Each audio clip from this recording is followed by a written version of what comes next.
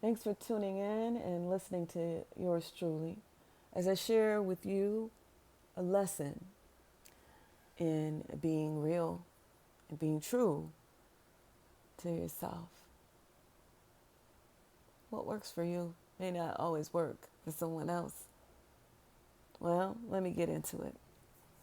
I was in a seminar recently and there was an exercise that we were all asked to do. And we were in a group. And as a high achiever with anxiety, we tend to want to deliver our very, very best.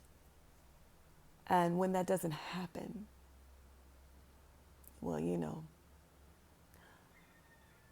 we can create hell in our mind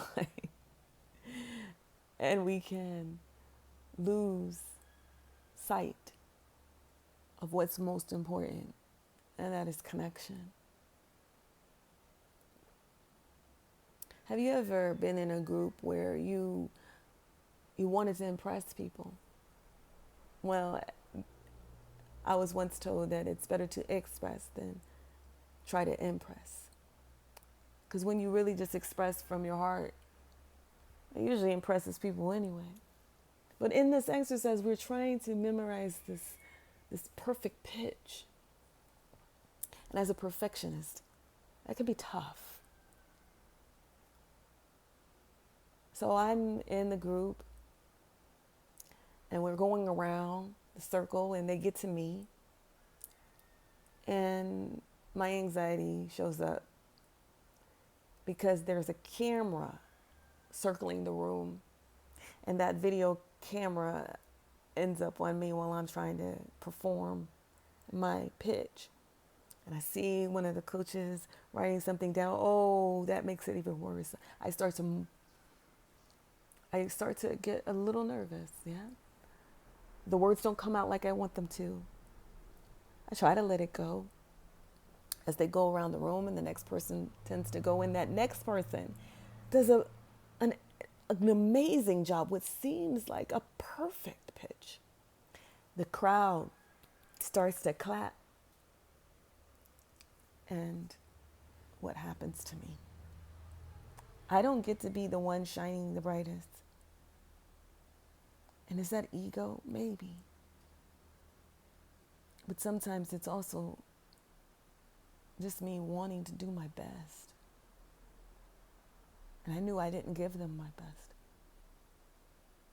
And I knew that it might last forever, that one moment on video. That one first impression that someone has of Venus Jones that's not the real me. The one that does better than that. So I want to run away.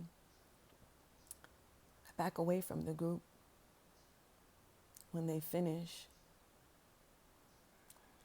And I don't want them to see the tears welling up in my eyes. I look at the door and I'm thinking if I could just escape without anybody notice. But I glance over and I see my fellow artist, who's probably also sensitive about her shit, right? It's June.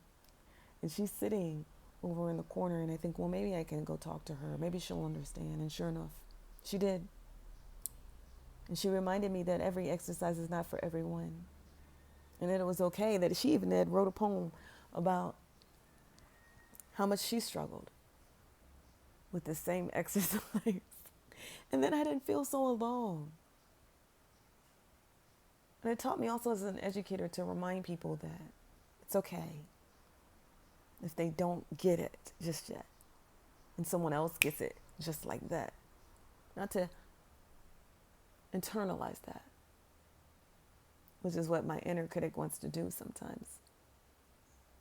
Well, after a couple of breathing exercises and I'm calmed down, I return to the audience and they want to know where I went.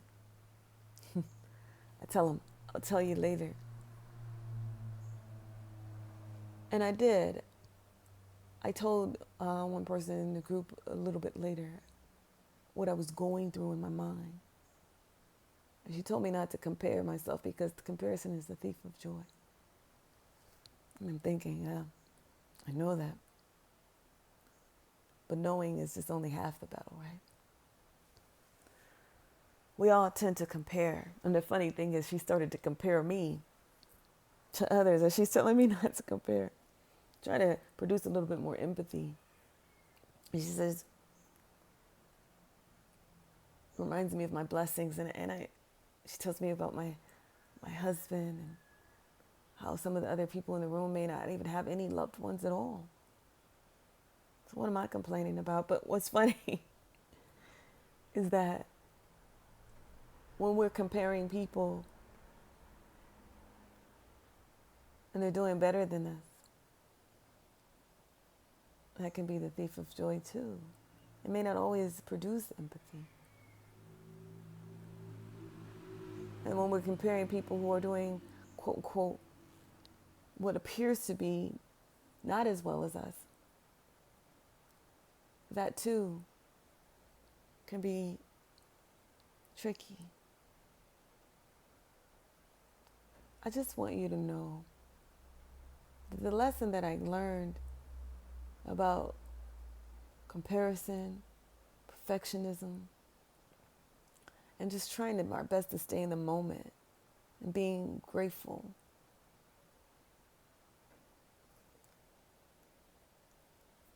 I said I can't control what other people think of me, and I can't control what image they see of me first. But what I can control is how I see myself. And I'm working on it. I choose to see myself as someone that even when I'm not doing what looks like my personal best, it's my best in that moment. So if you are a high achiever with anxiety, if you are a recovering perfectionist, know that you can choose to love yourself. You can choose to just return to inner peace.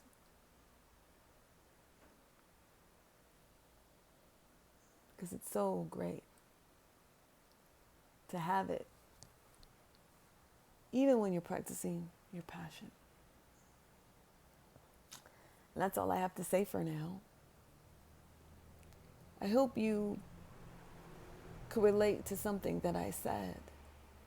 And if so, let me know below if this has ever happened to you in group work or in a group exercise where you wanted to run away and you started to compare yourself.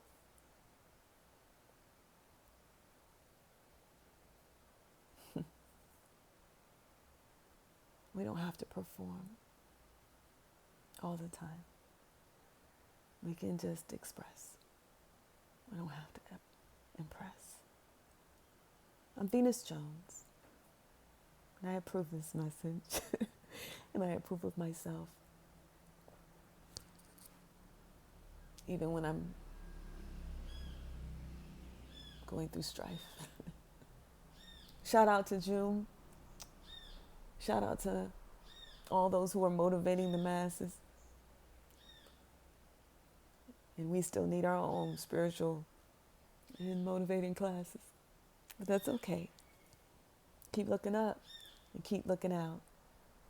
Because when we do, there's a lot less fear and a lot less doubt. Oh, and if you really enjoyed this message, don't forget to talk to me. Let me know. If you are recovering and you want to recover with me, my fellow perfectionists, send me a note. I can help you get a peak performance, not a perfect one. Peace out.